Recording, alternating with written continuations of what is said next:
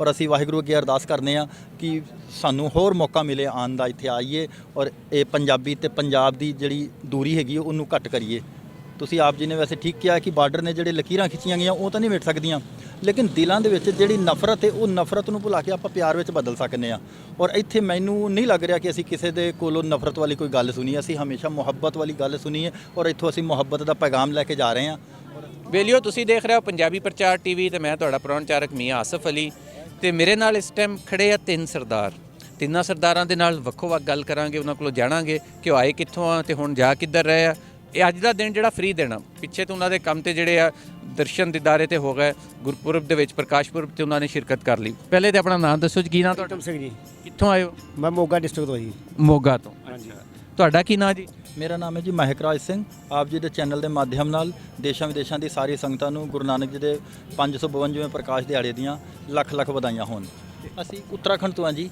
Uttarakhand state ਇੱਕ UP ਦੇ ਲਾਗੇ ਸਟੇਟ ਹੈ ਔਰ ਇੱਥੇ ਮੈਂ ਪਾਕਿਸਤਾਨ ਪਹਿਲੀ ਦਫਾ ਆਇਆ ਵਾਂ ਔਰ ਆ ਕੇ ਇਹ ਮਹਿਸੂਸ ਨਹੀਂ ਹੋ ਰਿਹਾ ਕਿ ਅਸੀਂ ਕਿਸੇ ਬੇਗਾਨੇ ਮੁਲਕ 'ਚ ਹੈਗੇ ਹਾਂ। ਇਸ ਤਰ੍ਹਾਂ ਲੱਗਦਾ ਹੈ ਕਿ ਅਸੀਂ ਆਪਣੇ ਹੀ ਘਰ ਦੇ ਵਿੱਚ ਘੁੰਮ ਰਹੇ ਹਾਂ ਔਰ ਇੱਥੋਂ ਦੀ ਆਵਾਮ ਨੇ ਬਹੁਤ ਪਿਆਰ ਦਿੱਤਾ ਹੈ, ਬਹੁਤ ਸਤਿਕਾਰ ਦਿੱਤਾ ਹੈ। ਇੱਥੋਂ ਦੀ ਆਵਾਮ ਦਾ ਬਹੁਤ ਬਹੁਤ ਧੰਨਵਾਦ ਔਰ ਅਸੀਂ ਵਾਹਿਗੁਰੂ ਅੱਗੇ ਅਰਦਾਸ ਕਰਨੇ ਆ ਕਿ ਸਾਨੂੰ ਹੋਰ ਮੌਕਾ ਮਿਲੇ ਆਉਣ ਦਾ, ਇੱਥੇ ਆਈਏ ਔਰ ਇਹ ਪੰਜਾਬੀ ਤੇ ਪੰਜਾਬ ਦੀ ਜਿਹੜੀ ਦੂਰੀ ਹੈਗੀ ਉਹਨੂੰ ਘੱਟ ਕਰੀਏ। ਤੁਸੀਂ ਆਪ ਜੀ ਨੇ ਵੈਸੇ ਠੀਕ ਕਿਹਾ ਕਿ ਬਾਰਡਰ ਨੇ ਜਿਹੜੇ ਲਕੀਰਾਂ ਖਿੱਚੀਆਂ ਗਈਆਂ ਉਹ ਤਾਂ ਨਹੀਂ ਮਿਟ ਸਕਦੀਆਂ, ਲੇਕਿਨ ਦਿਲਾਂ ਦੇ ਵਿੱਚ ਜਿਹੜੀ ਨਫ਼ਰਤ ਹੈ ਉਹ ਨਫ਼ਰਤ ਨੂੰ ਭੁਲਾ ਕੇ ਆਪਾਂ ਪਿਆਰ ਵਿੱਚ ਬਦਲ ਸਕਨੇ ਆ। ਔਰ ਇੱਥੇ ਮੈਨੂੰ ਨਹੀਂ ਲੱਗ ਰਿਹਾ ਕਿ ਅਸੀਂ ਕਿਸੇ ਦੇ ਕੋਲੋਂ ਨਫ਼ਰਤ ਵਾਲੀ ਕੋਈ ਗੱਲ ਸੁਣੀ, ਅਸੀਂ ਹਮੇਸ਼ਾ ਮੁਹੱਬਤ ਵਾਲੀ ਗੱਲ ਸੁਣੀ ਹੈ ਔਰ ਇੱਥੋਂ ਅਸੀਂ ਮੁਹੱਬਤ ਦਾ ਪੈਗਾਮ ਲੈ ਕੇ ਜਾ ਰਹੇ ਹਾਂ ਔਰ ਅਸੀਂ ਆਪ ਜੀ ਨੂੰ ਵੀ ਇਨਵਾਈਟ ਕਰਨੇ ਆ, ਆਪ ਜੀ ਵੀ ਉੱਥੇ ਆਓ, ਉੱਥੇ ਵੈਲਕਮ ਕਰਾਂਗੇ ਅਸੀਂ। ਧੰਨਵਾਦ ਜੀ।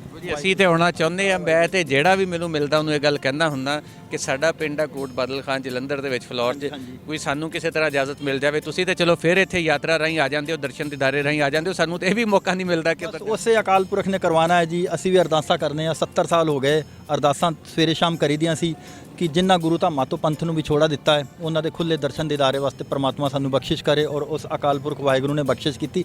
ਅੱਜ ਅਸੀਂ ਪਾਕਿਸਤਾਨ ਦੀ ਇਸ ਧਰਤੀ ਤੇ ਖਲੋਤੇ ਹਾਂ ਔਰ ਆਪ ਜੀ ਦੇ ਨਾਲ ਸਾਂਝ ਪਾ ਰਹੇ ਹਾਂ। ਬਹੁਤ ਵਧੀਆ ਲੱਗਾ, ਸਾਨੂੰ ਬਹੁਤ ਵਧੀਆ ਲੱਗਾ ਜੀ। ਔਰ ਇੱਥੋਂ ਦੀ ਜਨਤਾ ਨੂੰ ਅਸੀਂ ਇੱਕ ਸੰਦੇਸ਼ ਦੇਣਾ ਚਾਹੁੰਦੇ ਹਾਂ ਕਿ ਜੋ ਪਿਆਰ ਮੁਹੱਬਤ ਅਸੀਂ ਇੱਥੇ ਦੇਖਿਆ ਹੈ, ਇਸ ਤਰੀਕੇ ਨਾਲ ਪਿਆਰ ਮੁਹੱਬਤ ਬਣਿਆ ਰਹੇ ਤੇ ਆਪਣੇ ਅਹਿਸਾਸ ਹੀ ਨਹੀਂ ਹੋਏਗਾ ਕਿ ਅਸੀਂ ਕਿਸੇ ਵਿਦੇਸ਼ੀ ਜਗ੍ਹਾ ਤੇ ਖਲੋਤੇ ਹਾਂ। ਧੰਨਵਾਦ ਜੀ। ਤੁਹਾਡਾ ਕੀ ਨਾਮ ਜੀ? ਮੇਰਾ ਨਾਮ ਜੀ ਅਮਰਿੰਦਰ ਸਿੰਘ ਹੈ ਜੀ। ਤੁਸੀਂ ਕਿੱਥੋਂ ਆਏ ਹੋ? ਮੈਂ ਵੀ ਉੱਤਰਾਖੰਡ ਬਾਜਪੁਰ ਤੋਂ ਹਾਂ ਜੀ। ਇੱਕ ਅਮਰਿੰਦਰ ਸਿੰਘ ਨਾ ਸਾਡਾ ਬੜਾ ਪੱਕਾ ਫਾਲੋਅਰ ਵੀ ਹੈ, ਜਿਹੜੀ ਵੀਡੀਓ ਵੀ ਹੁੰਦੀ ਹੈ ਨਾ ਉੱਤੇ ਆ ਕੇ ਉਹਨੇ ਇੱਕ ਕਮੈਂਟ ਜ਼ਰੂਰ ਕਰਨਾ ਹੁੰਦਾ। ਅੱਛਾ, ਤੇ ਤੁਸੀਂ ਪਹਿਲੀ ਵਾਰੀ ਆਏ ਹੋ? ਨਹੀਂ, ਮੈਂ ਪਹਿਲੀ ਵਾਰੀ ਆਇਆ ਜੀ। ਪਹਿਲੀ ਵਾਰੀ ਆਏ ਹੋ ਤਾਂ ਕਿਹਦਾ ਲੱਗਿਆ? ਬਹੁਤ ਵਧੀਆ ਜੀ ਔਰ ਬੜਾ ਪਿਆਰ ਮਿਲਿਆ ਇੱਥੇ ਦੀ ਆਵਾਮ ਤੋਂ ਔਰ ਬੜਾ ਅੱਛਾ ਵੀ ਲੱਗਾ ਔਰ ਮਨ ਵੀ ਕਰਦਾ ਵੀ ਅਗਲੀ ਵਾਰੀ ਵੀ ਫਿਰ ਆਈਏ। ਤੁਹਾਨੂੰ ਇੱਥੇ ਕਿਹੜੀ ਗੱਲ ਹੈ ਜਿਹੜੀ ਐਸੀ ਹੈ ਜਿਹੜੀ ਸਭ ਤੋਂ ਜ਼ਿਆਦਾ ਚੰਗੀ ਲੱਗੀ?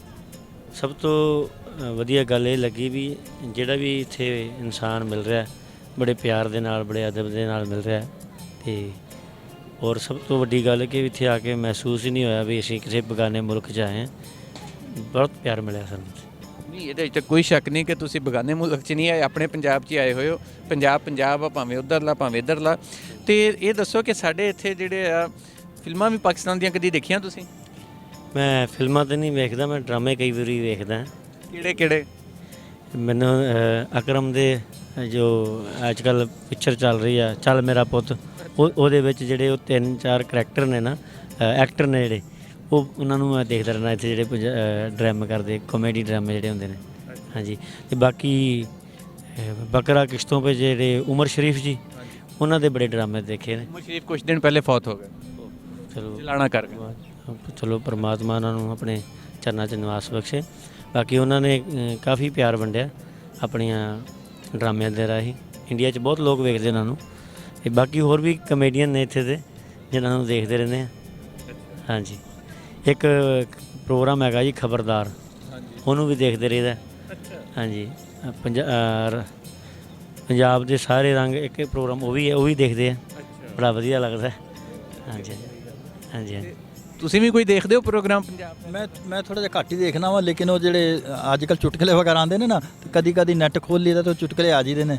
ਤੇ ਬਾਕੀ ਕੋਈ ਵਿਸ਼ੇਸ਼ ਕੋਈ ਰੁਚੀ ਨਹੀਂ ਹੈਗੀ ਇਹਨਾਂ 'ਚ, ਲੇਕਿਨ ਪੰਜਾਬੀ ਅਗਰ ਕੋਈ ਫਿਲਮ ਮਿਲਦੀ ਪਾਕਿਸਤਾਨ ਦੀ ਉਹ ਜ਼ਰੂਰ ਦੇਖੀ ਦੀ ਹੈ। ਇਹ ਦੇਖੀ ਦੀ ਕਿ ਸਾਡੀ ਆਪਣੀ ਜ਼ੁਬਾਨ ਹੈ, ਉਹਨੂੰ ਜ਼ਰੂਰ ਅਸੀਂ ਦੇਖਦੇ ਹਾਂ। ਕੋਈ ਵੀ ਕਿਸੇ ਪ੍ਰਕਾਰ ਦੀ ਹੋਵੇ, ਕੋਈ ਗੀਤ ਹੁੰਦੇ ਨੇ ਉਹ ਦੇਖੀਦੇ ਨੇ ਜਾਂ ਕੋਈ ਫਿਲਮਾਂ ਹੁੰਦੀਆਂ ਨੇ, ਬੜਾ ਅੱਛਾ ਲੱਗਦਾ, ਬੜੀ ਮੁਹੱਬਤ ਮਿਲਦੀ ਇੱਥੇ ਆ ਕੇ, ਬੜਾ ਸਾਨੂੰ ਪਿਆਰ ਮਿਲਿਆ, ਸਤਿਕਾਰ ਮਿਲਿਆ ਔਰ ਐਂ ਲੱਗਦਾ ਪਿਆ ਕਿ ਅਸੀਂ ਕੋਈ ਆਪਣੀ ਚੀਜ਼ ਇੱਥੇ ਖੋ ਗਈ ਸੀ, ਖੜ ਗਈ ਸੀ, ਔਰ ਅੱਜ ਅਸੀਂ ਉਹ ਲੱਭ ਕੇ ਲੈ ਕੇ ਜਾ ਰਹੇ ਹਾਂ। ਉਹ ਕੀ ਚੀਜ਼ ਹੈ? ਉਹ ਮੁਹੱਬਤ ਹੈ। ਇਹ ਮੁਹੱਬਤ ਯਾਦ ਰਹੇਗੀ ਸਾਨੂੰ ਕਿ ਪਾਕਿਸਤਾਨ ਦੀ ਜਨਤਾ ਨੇ ਜਿਹੜੀ ਸਾਨੂੰ ਮੁਹੱਬਤ ਦਿੱਤੀ ਹੈ, ਇਸ ਆਵਾਮ ਨੇ, ਉਹ ਹਮੇਸ਼ਾ ਯਾਦ ਰਹੇਗੀ। ਔਰ ਅਸੀਂ ਪਰਮਾਤਮਾ ਅੱਗੇ ਇਹੋ ਹੀ ਦੁਆ ਕਰਨੇ ਆ ਕਿ ਆਪ ਜੀ ਵੀ ਉੱਧਰ ਆਓ, ਪਰਮਾਤਮਾ ਬਖਸ਼ਿਸ਼ ਕਰੇ, ਅਕਾਲ ਪੁਰਖ ਵਾਹਿਗੁਰੂ ਬਖਸ਼ਿਸ਼ ਕਰਨ ਕਿ ਆਪ ਜੀ ਨੂੰ ਵੀ ਉੱਧਰ ਦਰਸ਼ਨ ਦੀਦਾਰੇ ਕਰਨ ਦਾ ਸੁਭਾਗੇ ਪ੍ਰਾਪਤ ਹੋਏ। ਵਾਹਿਗੁਰੂ ਜੀ। ਜੀ ਆਵਾਂਗੇ, ਜ਼ਰੂਰ ਆਵਾਂਗੇ।